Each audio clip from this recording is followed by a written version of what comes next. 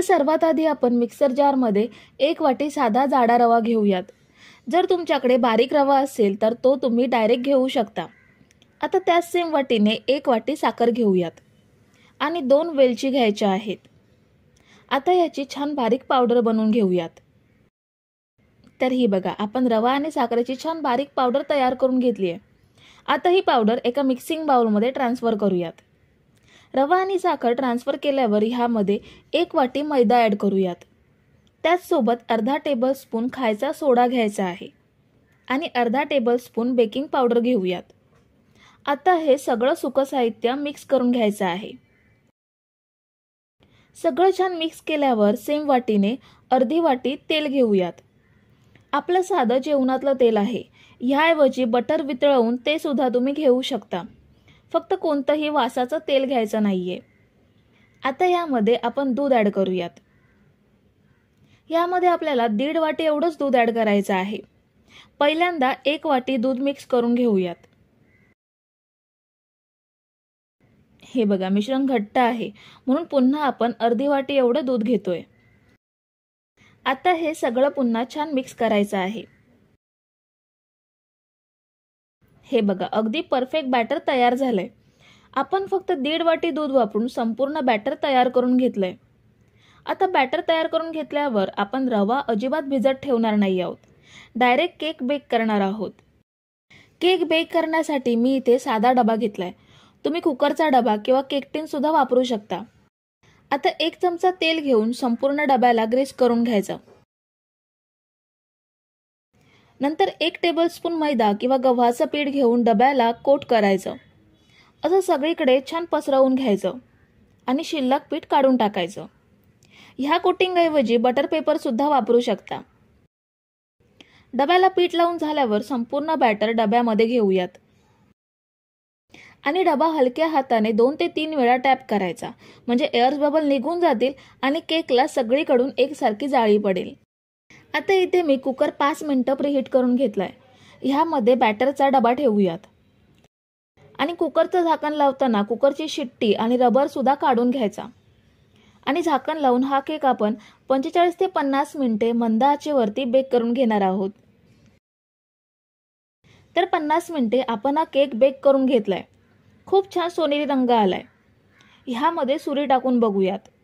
ही बघा, क्लीन निघाली आहे, म्हणजे केक अगदी छान बेक झालाय। आता हा कुकरमधून काढून थंड करून घेऊयात। तर केक आपण थंड करून घेतलाय, ह्याच्या कडा सुरीने लूज करून घेऊयात। आपण मैदा पसरवून घेतल्यामुळे केक अगदी सहज डिमोल्ड होतो। ह्यावर प्लेट ठेवून केक बाहेर काढून घेऊयात। हे बघा, अगदी सहज केक डिमोल्ड झालाय। आता आपण केक छान कट करून घेऊयात।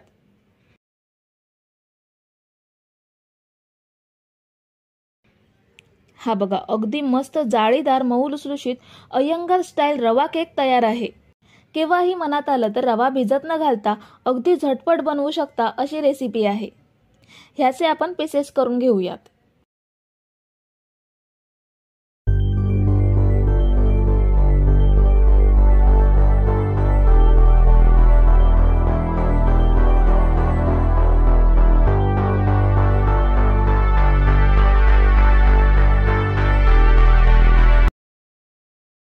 मी इथे अशी नागपुरी 2 मोठी संत्री घेतली आहे। संत्री चांगली बघून घ्यायची, खराब वगैरे असता नाहीत। मी अशी 2 मोठी संत्री घेतली आहेत। आपल्याला ह्याचा ज्यूस काढायचा आहे, त्यासाठी ती रसाळ असणं आवश्यक आहे। ह्या संत्र्यांना सालासकट कापून घेऊयात। असे उभे काप करूयात जेणेकरून संत्री हातात पकडून रस इझिली वेगळा काढता येईल। दोन्ही संत्री कापून घेऊयात। आता या कापलेल्या संत्र्यांचे पीसेस साईडला घेऊयात आणि एक एक पीस घेऊन पिळून ह्याचा रस काढून घेऊयात। ही बघा, संत्री किती मस्त फ्रेश आणि रसाळ आहेत। सगळ्या फोडींचा रस काढून घेऊयात। हाताने रस काढायला जमत नसेल तर अजून एका पद्धतीचा वापर करू शकता। लिंबू पिळायचा ज्युसर मध्ये संत्र्यांच्या फोडी पिळून रस वेगळा करू शकता। ही बघा, अगदी सहज रस वेगळा होतोय। मी दोन्ही संत्र्यांचा रस काढून घेतलाय। आता यामध्ये मी 2 अंडी फेटून घेतली आहेत, ती ऍड करते। आता यामध्ये अर्धा कप कंडेन्स मिल्क ऍड करते। कंडेन्स मिल्क नसेल तर 2 चमचे दूध, 2 चमचे मैदा आणि 2 चमचे दूध पावडर घेऊ शकता। कंडेन्स मिल्क मार्केटमध्ये सहज उपलब्ध आहे आणि एकदा विकत घेऊन ते फ्रीजमध्ये ठेवलात तर 6 महिने चांगलं टिकतं। शिवाय पेढे, मिठाई, खीर किंवा कुठच्याही गोड पदार्थांमध्ये हे घालून पदार्थाची टेस्ट वाढवू शकता। सगळं साहित्य चांगलं मिक्स करून घेऊया। छान मिक्स करून घेतले। आता पुढची प्रोसेस करूयात। गॅसवरती पॅन ठेवलाय, त्यामध्ये 4 चमचे साखर घेऊया आणि 2 चमचे पाणी घ्यायचं आहे। साखर वितळून आपण कॅरमलाइज करून घेणार आहोत।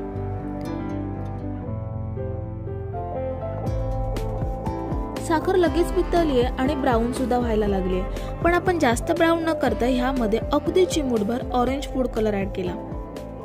कलर ऍड करणं ऑप्शनल आहे। रंग ऍड करण्याऐवजी साखर अजून थोडा वेळ भाजून गडद तपकिरी करून घेऊ शकता। आता हे लगेच एका भांड्यात ट्रान्सफर करूयात। मी इथे केक टिन घेतलाय, तुम्ही झाकणवाला डबा सुद्धा घेऊ शकता। साखरेचं मिश्रण ओतल्यावर लगेच ते डब्याला गोल फिरून सगळीकडे पसरवून घ्यायचं। थंड झालं तर एकाच ठिकाणी राहील, म्हणून ओतल्या ओतल्या लगेच पसरवून घ्यायचं। आता जे संत्र्याचं मिश्रण बनवून घेतलंय ते गाळणीमधून गाळून ह्यामध्ये ऍड करूयात, म्हणजे संत्र्याच्या बिया आणि अजून काही असेल तर ते वेगळं होईल। हे बघा, सगळं छान गाळून घेतलंय। आता एका भांड्यात पाणी घेतलंय, ते गरम झालंय। ह्यावर आता जाळीची प्लेट ठेवूया आणि त्यावर आता संत्र्याचा मिश्रणाचा डबा ठेवूया। झाकणवाला डबा असेल तर कच्चं झाकण लावायचं। मी ह्यावर प्लेट ठेवते। आता हे झाकण लावून 20 मिनिटे मीडियम गॅसवरती वाफवून घेऊयात। 20 मिनिटांनी झाकण काढूयात आणि हे वाफलंय का ते चेक करूयात।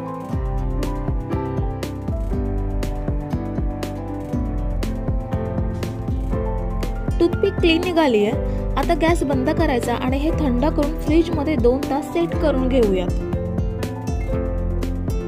2 तासाने डबा फ्रीज मधून बाहेर काढलाय, खूप छान सेट झालाय। आता याच्या साइड सुरीने लूज करूया।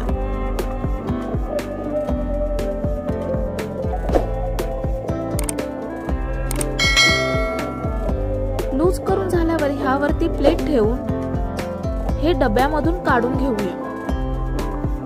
हे बघा, आपलं खूप सुंदर ऑरेंज पुडिंग तयार झालंय। खूप मस्त रंग आहे पुडिंगचा आणि हे खायला सुद्धा अप्रतिम लागतं।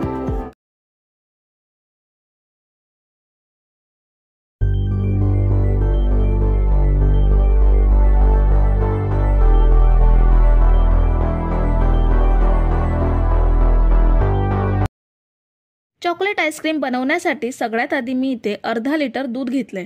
हे साधं गाईचं दूध आहे, तुम्ही फुल फॅट मिल्क सुद्धा घेऊ शकता।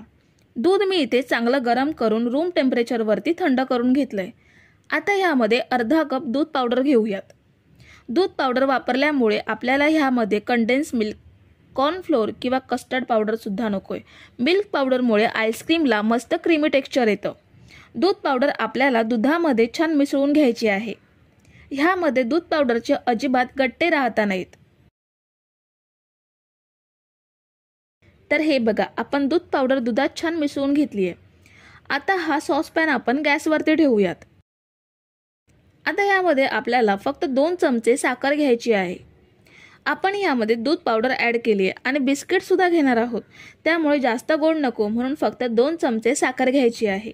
दूध आपल्याला हलकं गरम करून घ्यायचं आहे आणि पुन्हा छान ढवळून घ्यायचं आहे।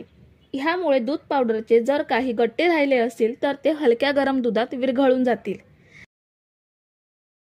तर दुधामधील साखर पूर्णपणे विरघळली आहे आणि दूध हलकं गरम झाले। आता यामध्ये आपण बिस्किट्स ऍड करूयात। इथे मी पार्लेजीचा 10 रुपयावाला पॅक फोडून बिस्किट्स काढून घेतली आहेत, ती या दुधामध्ये ऍड करूयात। 10 वाला फक्त एकच पुडा आपण इथे वापरणार आहोत। बिस्किट ऍड करताना एक गोष्ट लक्षात ठेवायची आहे, ती म्हणजे दूध जास्त गरम उकळतं नकोय। दूध खूप जास्त गरम असेल तर बिस्किट लवकर विरघळत नाहीत, तिथल्या तिथेच शिजून त्याचा लगदा होतो। दूध जर ह्याप्रमाणे हलकं गरम असेल तर बिस्किट अगदी पटकन विरघळून जातात। हे बघा, बघू शकता आपले बिस्किट दुधात पटकन विरघळली आहेत। कुठेही याचे गट्टे राहिले नाहीयेत. आता आपल्याला हे बिस्किटचं मिश्रण 2 मिनिटं शिजवून घ्यायचं आहे, म्हणजे हे मिश्रण अजून दाटसर बनेल. तर हे बघा, आपण हे फक्त 2 मिनिटे मीडियम गॅसवरती शिजवून घेतलंय. पहिल्यापेक्षा हे मिश्रण दाटसर बनलंय. आता आपल्याला हे थंड करून घ्यायचं आहे. आपल्याला हे बिस्किटचं मिश्रण कोमट होईपर्यंत ढवळत राहायचं आहे, नाहीतर हे गरम असल्यामुळे तळाला याचा गठ्ठा बनेल. तर हे बघा, आपण हे मिश्रण कोमट करून घेतलंय. आता हे आपण एका डब्यामध्ये ओतूयात.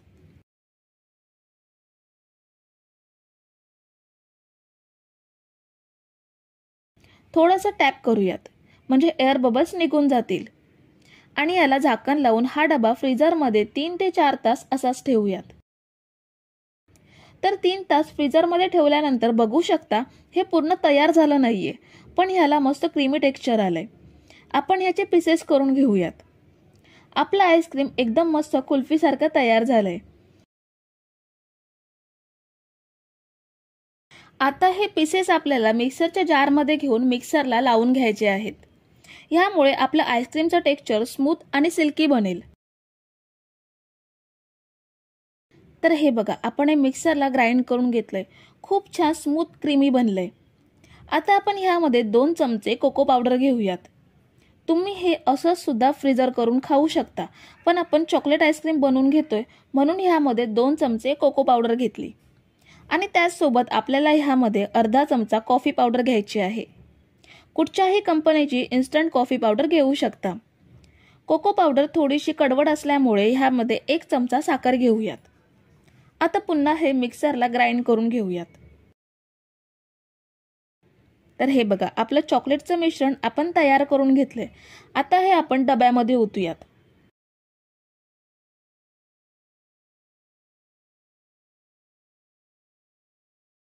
थोडंसं टॅप करूयात. आणि ह्यावर मी काही चोको चिप्स ॲड करते, म्हणजे आपलं आईस्क्रीम अगदी सेम मार्केटसारखं दिसेल. चोको चिप्स वापरणं ऑप्शनल आहे, नाही वापरला तरीही चालेल. आता झाकण लावून आपण हे 8 तास फ्रीजरमध्ये ठेवूयात, किंवा रात्रभर फ्रीजरमध्ये ठेवू शकता. तुम्ही जर इथेपर्यंत रेसिपी बघताय तर तुम्हाला एक विनंती आहे की व्हिडिओला एक लाईक जरूर करा. तर आपण आईस्क्रीमचा डबा 8 तास फ्रीजरमध्ये ठेवून काढून घेतलाय. खूप छान आईस्क्रीम तयार झालंय. खूप जास्त महागडं सामान न वापरता आपण हे चॉकलेट आईस्क्रीम घरच्या घरी बनवून घेतलंय. वाटतंय ना अगदी मार्केट सारखं. हे आईस्क्रीम बनवायला खूप जास्त मेहनत सुद्धा नाहीये. आता हे एका सर्विंग बाउलमध्ये काढून घेऊयात. हे बघा, आपलं मस्त चॉकलेट आईस्क्रीम तयार आहे.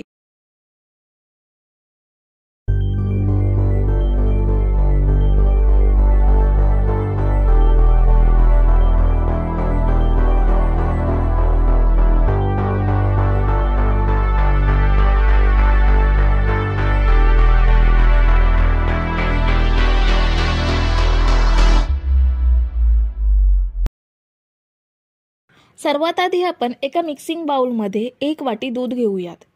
इथे तुम्ही गाईचं किंवा म्हशीचं जे अवेलेबल असेल ते दूध घेऊ शकता. दूध मी गरम करून थंड झालेलं दूध वापरते. ह्यामध्ये आपल्याला 1 चमचा लिंबाचा रस ॲड करायचा आहे.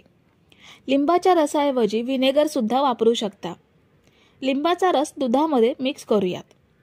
इथे आपण इन्स्टंट ताक बनवतोय, किंवा तुम्ही दूध आणि लिंबाच्या रसाऐवजी अर्धी वाटी दही सुद्धा वापरू शकता. आपण हे 2 मिनिटे असंच ठेवूयात. तर हे बघा, 2 मिनिटातच दूध फुटलंय. इन्स्टंट ताक किंवा दही आपण घरीच बनवून घेतलंय. आता यामध्ये आपल्याला 1 वाटी साधा जाड रवा घ्यायचा आहे. जो रवा आपण उपमा किंवा शिरा बनवण्यासाठी वापरतो तोच रवा घेतलाय. बारीक रवा असेल तर तो सुद्धा तुम्ही घेऊ शकता.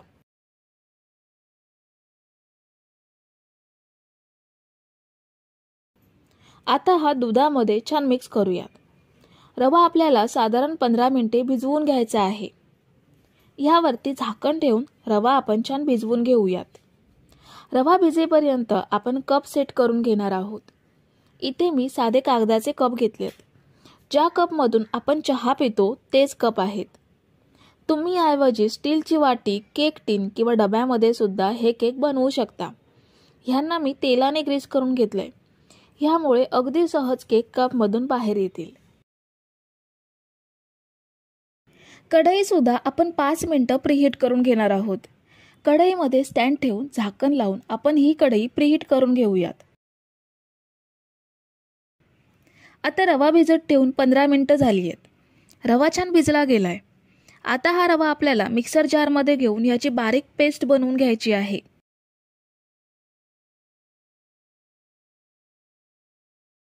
भिजलेला रवा आपण मिक्सर जारमध्ये ट्रान्सफर केला. ह्यामध्ये अर्धी वाटी साखर घेऊयात. ज्या वाटीने रवा आणि दूध घेतलं त्याच सेम वाटीने अर्धी वाटी साखर घेतली. पाव वाटी एवढं तेल घ्यायचं आहे. तेलाऐवजी तूपसुद्धा वापरू शकता. आणि पाव वाटी एवढं दूध घेऊयात. आता याची छान बारीक पेस्ट बनवून घ्यायची आहे. ही बघा, मी रव्याची छान अशी बारीक प्युरी बनवून घेतली आहे. याची कन्सिस्टन्सी बघू शकता, एकदम परफेक्ट आहे आणि खूप छान बारीक वाटलं गेलंय. आता हे मिश्रण आपण एका मिक्सिंग बाउलमध्ये ट्रान्सफर करूयात.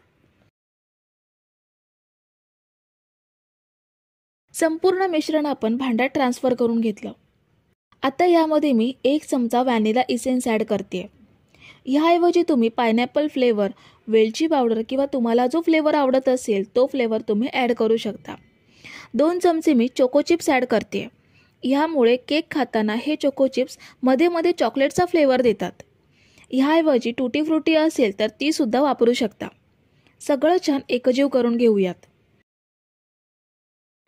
सगळं मिक्स केल्यानंतर ह्यामध्ये आपल्याला पाव चमचा बेकिंग पावडर घ्यायची आहे आणि 3 चिमूट एवढा खायचा सोडा ॲड करूयात. आता हे बॅटरमध्ये मिक्स करूयात आणि हे बॅटर आपल्याला 2 मिनिटे चांगलं फेटून घ्यायचं आहे. फेटून घेतल्यामुळे केकला छान जाळी पडेल आणि केक खूप छान मऊसूद होईल. तर बॅटर आपलं रेडी आहे. आपण हे कपमध्ये भरूयात. प्रत्येक कपमध्ये आपल्याला हे बॅटर पाऊण कप एवढंच भरून घ्यायचं आहे. वरती पाव कप रिकामा सोडायचा, कारण केक फुलून येईल आणि बॅटर प्लेटमध्ये ओतू जाईल, म्हणून पाऊण कप एवढाच कप भरून घ्यायचा. सगळे कप भरून झाल्यावर यावर थोडे थोडे चोको चिप्स पसरवून घ्यायचे. जर टुटी फ्रुटी वापरणार असाल तर ती सुद्धा ह्यावर पसरवू शकता किंवा ड्रायफ्रूटचा सुद्धा वापर करू शकता. आता ही प्लेट आपण बेक करायला ठेवूयात. प्रीहीट केलेल्या कढईमध्ये हे कपकेक बेक करायला ठेवूयात. आता झाकण ठेवून 30 मिनिटे आपण हे बेक करून घेऊयात. तर कपकेक बेक करायला ठेवून 30 मिनिटं झाली आहेत. आपण हे केक चेक करूयात. खूप छान टम्म फुललेत. सुरी क्लीन निघाली आहे, म्हणजे कपकेक छान बेक झालेत. आपण हे बाहेर काढून थंड करून घेऊयात. मला केक बेक करायला 30 मिनिटं लागली आहेत. तुम्हाला 5 मिनिटे कमी जास्त लागू शकतात. तर केक मी पूर्णपणे थंड करून घेतलेत. मी तुम्हाला एक केक डिमोल्ड करून दाखवते. कपला तेल लावल्यामुळे अगदी सहज हे कपपासून वेगळे होतात. कप कैचीने कापायची सुद्धा गरज लागत नाही. अगदी सहज हे कपमधून बाहेर येतात. केक आपण सुरीने कापूयात. हा बघा किती छान जाळीदार झालाय तो. अगदी छान कापसासारखा मऊसूद झालाय. सांगितलेलं प्रमाण आणि पद्धत वापरला तर कोणताही केक असा जाळीदार आणि परफेक्ट बनेलच. तर मंडळी, रेसिपी कशी वाटली हे कमेंट करून नक्की सांगा आणि व्हिडिओला न विसरता लाईक करा. रेसिपी तुमच्या मित्रमैत्रिणींसोबत शेअर करा आणि चॅनलला सबस्क्राईब केलं नसेल तर लगेच सबस्क्राईब करून घ्या. थँक्यू.